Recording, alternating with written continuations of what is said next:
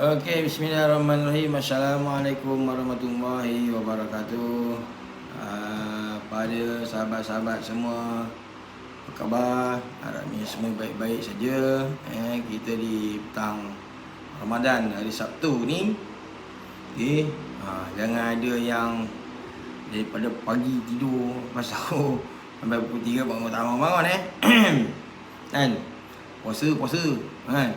Tidur tu kena agak juga itu. Sekejap, macam agak gelap tu. Firdaus Izwan Ibrahim, baju dah sampai belum Izwan Ibrahim? Sebab hari ni dengarnya ramai dah dapat baju dah sampai. Pada yang order baju, semalam saya dah uruskan, semua saya dah post. Ada yang masih baru nak order, tempahan masih dibuka sehingga esok. Sebab Isnin kita dah nak masuk printing. Jadi lepas tu nanti next lepas raya baru kita cerita balik pasal baju lah.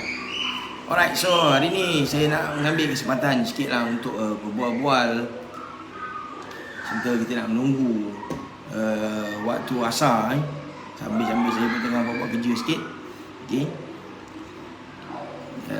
Mengenai resepi. Ni pada yang masak apa nak buka puasa kan. Sini macam resepi juga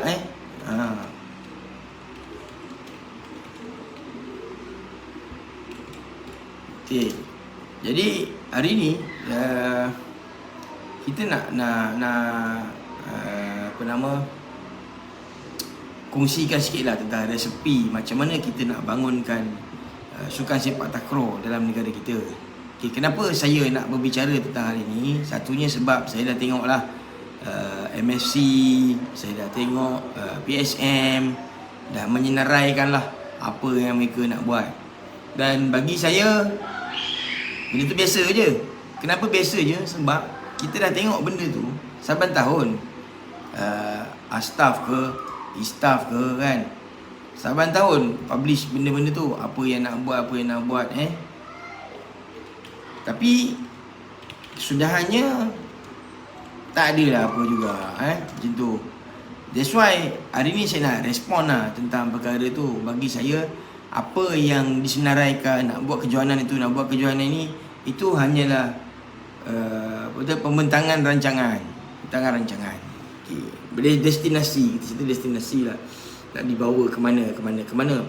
Cuma yang tak dicerita dalam tu proses. Contohlah apabila ada daripada MSC kata nak buat akademi sepak takraw kan. So saya agak skeptik lah tentang nak buat akademi sepak takraw ni. Sebab bila kita kata akademi, kita kena mention sebenarnya siapa kumpulan sasar kita, siapa yang akan terlibat, funding mana nak dapat, venue mana nak cari. Sebab realitinya Malaysia ni stadium sepak takraw pun tak ada, kecuali Titi Wangsa lah. Tu saja. Kita tak ada.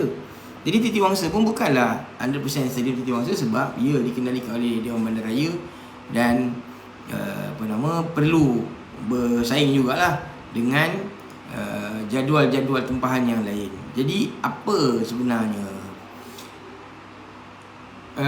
meskipun setakat hari ni lah tak ada mana-mana pihak pun yang terfikir nak panggil saya bincang ke apa, tak ada. Sebab mungkin di mata mereka saya ni memang tak berbaloi lah untuk dia bincang. So as for me, I don't mind lah, saya tak kisah pun kan. Sebab benda ni bukan baru untuk saya, lebih sedekat dah kita di Bola Rotan TV ni kita buat macam-macam.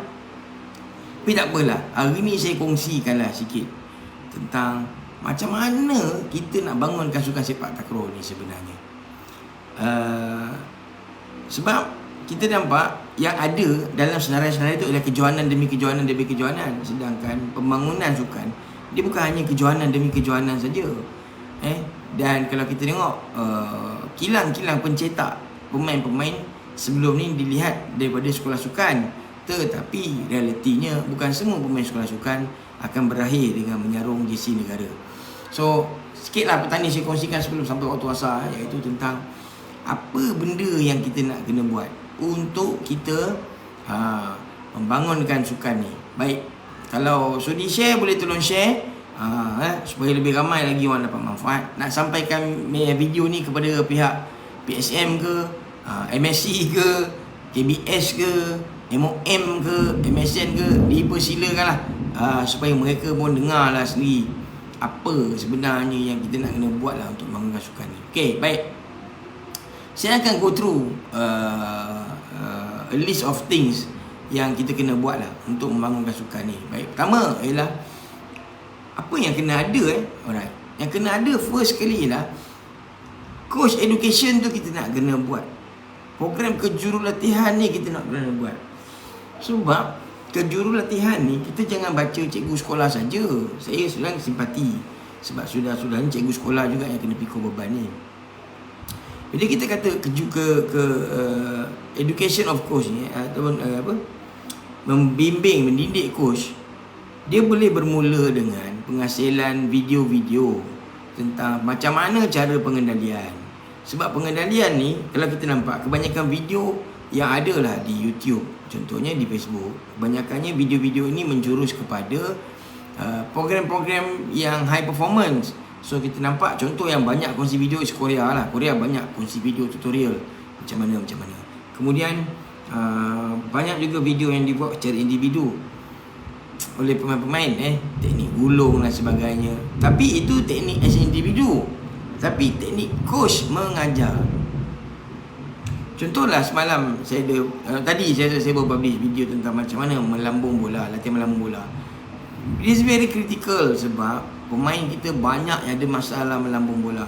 Dah berapa regu dah kita nampak sebenarnya feeder terpaksa melambung bola. Padahal realitinya kekerapan melambung bola banyak dilalui oleh killer. Kalau di Malaysia lah, daripada dia kecil sampai besar belajar baling bola, tiba-tiba time game dia tukar duduk feeder pula baling bola.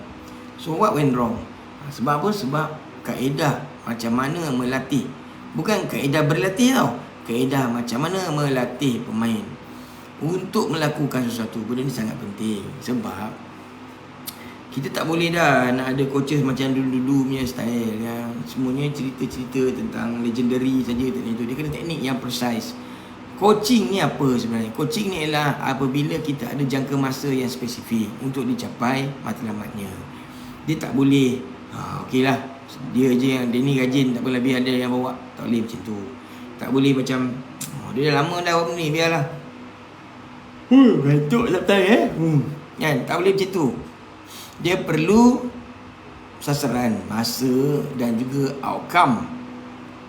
Apa yang perlu dilatih untuk dipersembahkan. So coach education very important. Jadi kita tanya diri kita sendiri, dah banyak ke kursus-kursus kejurulatihan yang dijalankan? Di peringkat apa? Adakah kita hanya reflect kepada guru-guru saja? Alamak kejap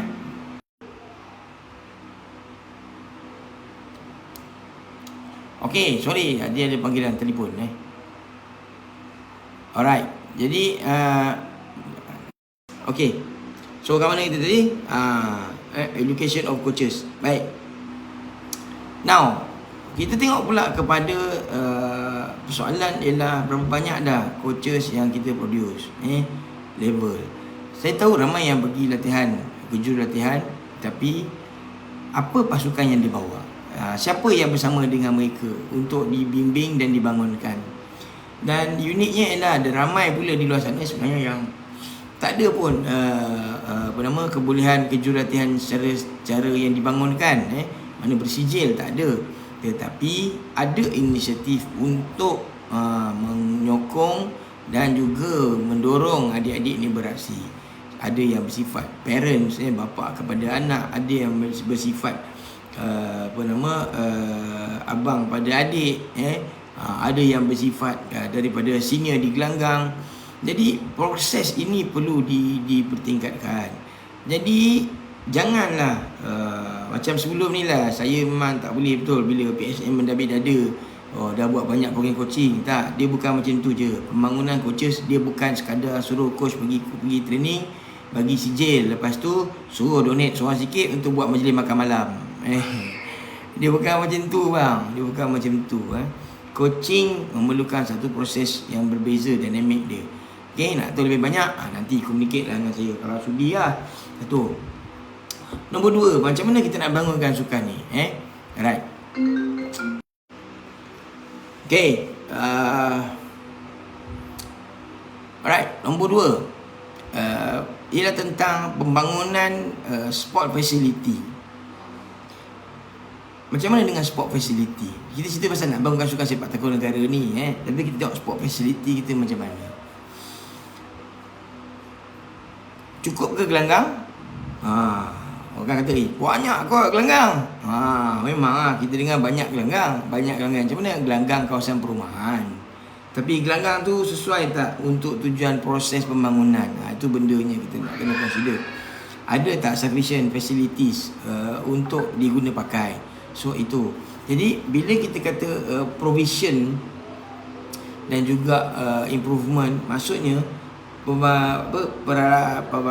sport facilities ni, dewan, peralatan, ini perlu disemak, ini perlu dipertingkatkan daripada masa ke semasa sebab bentuk latihan berubah, barang-barang peralatan memerlukan maintenance, wear and tear berlaku. Jadi siapa yang nak bertanggungjawab benda ni? Kalau tanya saya, yang bertanggungjawab pastinya entiti yang ada duit banyak Siapa entiti duit banyak? Kementerian Belia dan Sukan lah cerita dia. Jadi macam mana nak monitor? Menerusi pegawai belia dan sukan kawasan. Jadi macam mana pegawai belia sukan kena buat kerja? Sebab diorang kan busy kan. Kawasan dia kan besar. So apa diorang kena buat ialah collaborate dengan di sini lah datangnya keperluan persatuan-persatuan daerah. Jadi pakcik-pakcik yang jadi presiden persatuan daerah ni kan, bangkit buat kerja. Okey, kalau rasa terlarat, dah lah, berhentilah. Bagilah kau budak-budak muda jadi pemimpin pengendali persatuan-persatuan daerah ni. Dia orang tak kenal YB, susah nanti. Dan kenalkanlah. Itu cerita dia. Bukannya pakcik-pakcik persatuan daerah ni nak jadi presiden daerah sampai pitam. Introduce, itu tujuan dia, buat networking, jumpakan dengan daerah lain, kenalkan dengan EXCO, kenalkan dengan YB. Barulah dari situ ada keperluannya. Sebab kerajaan memang ada dana untuk peralatan, memang ada dana untuk infrastruktur. Jadi siapa yang nak pergi gerakkan ni semua? Diperlukan persatuan-persatuan daerah kenalah mendekati benda ni. Barulah sukan tu akan ada potensi untuk diperkembang luas lepas itu. Okey. Kemudian apa lagi kita perlukan? Okey, nombor 3 yang kita perlukan ialah kita kena rekrut. Proses rekrut ni penting. Siapa yang kita nak kena rekrut? Kita nak kena rekrut pertama ialah kita panggil sebagai peserta lah, participants. Maksudnya pemain, bakal coaches, parents yang menyokong, even penonton pun kita kena rekrut. Penonton pun kita kena rekrut. Macam mana rekrut penonton? Publication lah, kita kena banyak. Jemputan, kita kena banyak gunakan media massa supaya orang interested nak tahu. Jadi bila daripada kita buat proses macam ni, macam mana nak fahamkan? Okey lah, contoh saya di Bola Rotan TV, kita ada program Siri Jelajah Gelanggang. Faham tak? So itu salah satu prosesnya. Jadi soalan saya kepada PSM, MSC, KBS, ada tak buat outreach? Ada tak kalian keluar daripada kompaun keselesaan kalian pergi cari gelanggang? Ada tak? Bukan sekali-sekala konsisten. Ada tak? Kalau saya kasi skala tu mungkin ada. Ni saya cerita konsisten. Kena ada lah. Berapa kali persatuan-persatuan dari daerah cuba tunjukkan pemain? Ada tak? Dia tu sebenarnya kita ni bukan bentangkan. Kita nak buat kejohanan itu, kita nak buat kejohanan ni. Tak, dia buat bukan macam tu. Buat kejohanan ni adalah satu bahagian yang berapa persen je dalam program pembangunan sukan negara. Scouting di grassroots, ini semua important.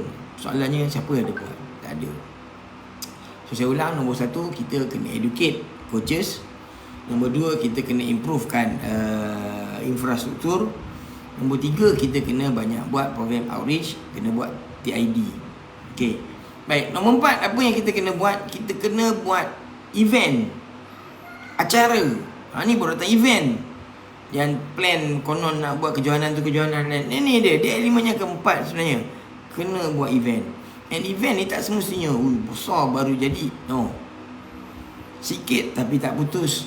Itu jauh lebih baik daripada satu yang besar gedabak tapi 4 tahun sekali, 2 tahun sekali. Dan benda ni terpakai jugalah kepada staff sebenarnya, bukan hanya pada PSM, MSC, bukan. Staff pun sebenarnya kita boleh question lah, apa je event yang dia orang buat sebenarnya, atau mereka hanya menumpang event orang. Benda ni kita kena consider event. Sebab ada event adalah tujuan orang berlatih. Tak ada event, it's just another training yang sebenarnya tak ada penghujung. End up dengan orang pun boring, orang pun give up, dan there you go, tak ada dah lepas tu. Okay, what's next? Satu benda lagi yang kita perasan dalam sepak takraw ialah ramai orang yang support, ramai orang yang bawa tim, ramai orang yang beria-ria bukan di kalangan pemain. Pasal tak benda tu? Bukan daripada national ex-national player contohnya. Tak ada. Mereka hanyalah orang-orang biasa tapi mencintai sukan ini. Perasan tak?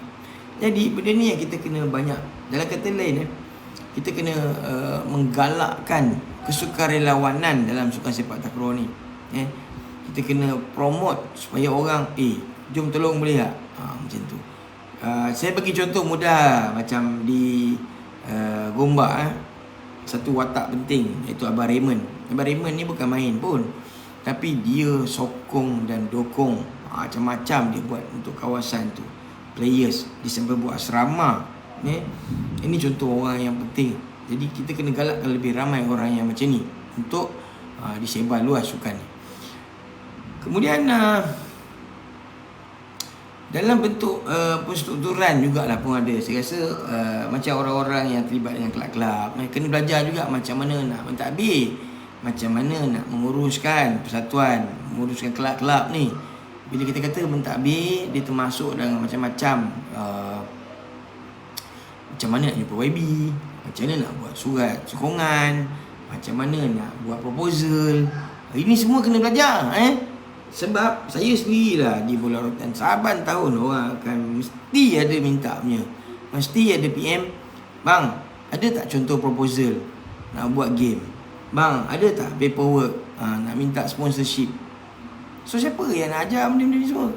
Takkan copy paste je. Jadi kalau semua ambil tiru, sebenarnya setiap kali jumpa YB ni macam macam sama je proposal ni. Faham tak? Itu. Jadi kalau kita nampak antara implikasi mudah ni ialah apabila berlaku pergelutan PSM MSC ni, masih banyak lagi iklan-iklan kejohanan yang masih meletakkan apa? Kejohanan mengikut undang-undang yang diiktiraf oleh PSM. Bang, PSM pun dah tak diiktiraf, nak pakai undang-undang PSM celah beda mana? Faham tak benda tu? Jadi benda ni kena ada lah. Jadi kena terbuka dalam bentuk politik. Sebab anda mahukan sukan, anda bukan mahukan parti politik.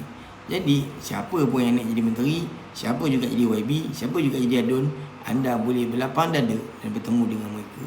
Macam tu. Gantuk lah tentang ni. Baik. Lepas tu kena ada juga macam mana nak self funding. Ini benda penting. Macam mana nak sustain, macam mana nak kekalkan dana pasukan kita. Itu penting. Jadi setakat ni secara terbuka kita pernah dengar mana duit PSM dapat kenapa macam mana PSM dapat duit? Macam mana nak kekalkan benda-benda macam tu? Mana nak dapat? Sekejap Kakak! Evan! Kakak dah call me belum? Okay, self-funding.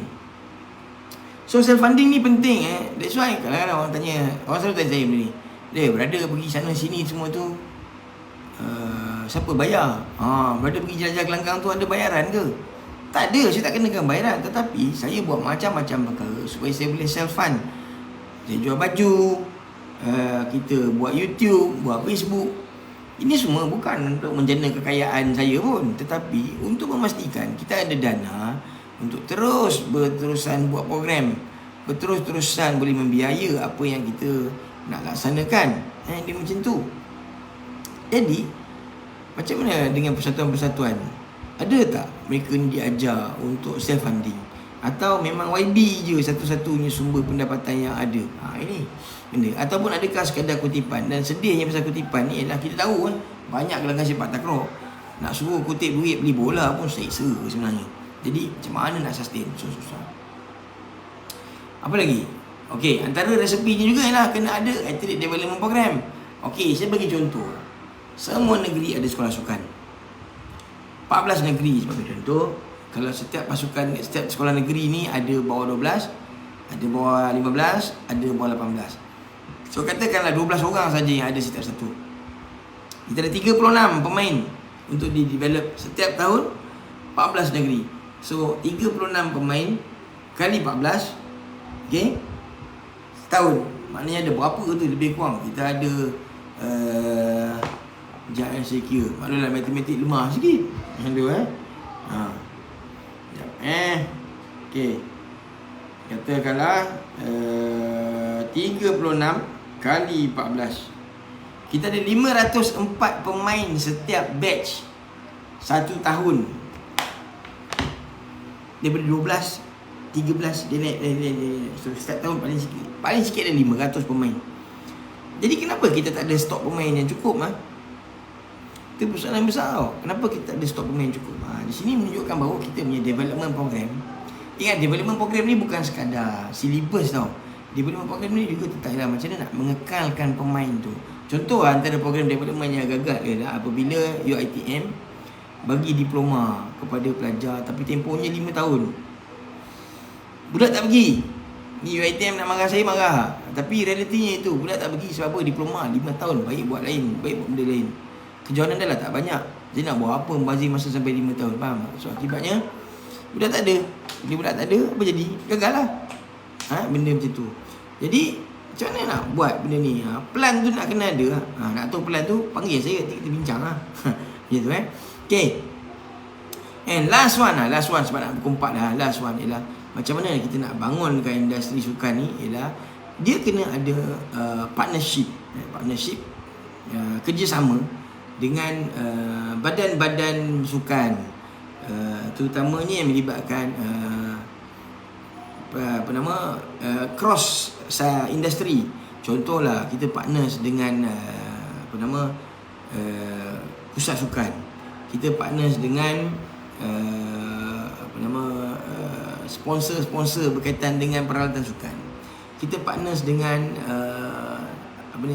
kesihatan sukan. Kita partners dengan apa lagi? Licensing agencies. Kita partners lagi dengan contohnya pemain-pemain industri. Jadi partnership ni penting. And ini bukan sekadar saya cakap aja lah. Saya di Berlautan TV kita buat benda ni. In fact, Isnin nanti kami akan ada satu mesyuarat untuk new partnership dengan satu entiti yang mana saya akan beri tumpuan pada wanita pula. Tak tahu sama ada mungkin program sepak takraw atau satu program sukan yang lain, bukan sepak takraw. Mungkin sebab saya melihat pembangunan sukan di Malaysia ni perlu dibantu di banyak sudut. Jadi di mana gerakan-gerakan sebelum ni ada tak pergi jumpa dengan orang lain untuk bina partnership? Benda tu kena ada. Sebab apa? Sebab anda tak boleh bangunkan sukan ni sendiri-sendiri. Sukan ni perlu dibangunkan bersama-sama. Kena ada kerjasama dengan banyak pihak. Then baru kita dapat result. Sebab apa? Sebab masing-masing ada peranan yang tersendiri. Alright? So itulah beberapa perkara macam mana anda nak bangunkan sukan ni. So saya harapkan apa yang saya membebel daripada tadi ni boleh lah panjang-panjang kan. PSM ke apa ke, Messi ke, pulang lah. Sebab apa? Sebab saya sebenarnya dah boring lah tengok tak habis-habis PSM, MSM, apa benda semua, MOM lah apa semua ni. Tak selesai pun sebenarnya. Buat dengan masing-masing. Tak, letih lah tengok. And dah lah ke mana sukan ni akan dibawa dalam tempoh 5-6 tahun akan datang pun saya pun tak pasti lah kalau keadaan ni masih berterusan. Okay, so itu yang saya nak kongsikan untuk hari ni. Semoga bermanfaat untuk kita semua. Alright, ada persoalan boleh refer kat saya balik. Okay, kalau rasa perlu sebar luas lah benda ni.